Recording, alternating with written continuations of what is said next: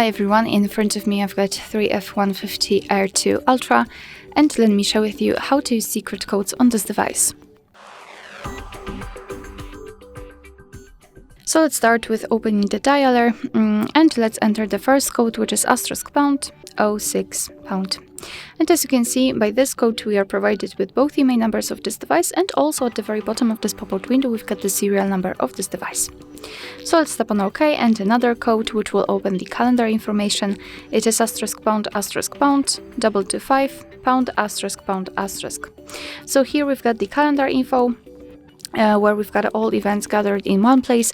We can check some family events, some holidays in your country should also appear right here, or events attached to your mail. So this is the best place to check the events because here they're grouped into particular sections. Let's go back and let me show you another code which will open the diagnostics. It is *#426#**#**. And here, let me refresh that. Here we've got the diagnostics, so we can check the server, host, port, time connected. After tapping on events, we can check some further details.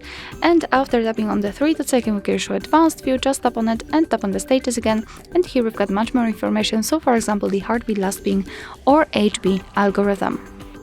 Let's go back and let me show you the last code connected with the testing. Let's say it is *#4636#*##*#. And here we are in the testing, so we can check the phone information, usage statistics, and Wi-Fi info. So for example, in one Wi-Fi information, we can check the API configuration and the status.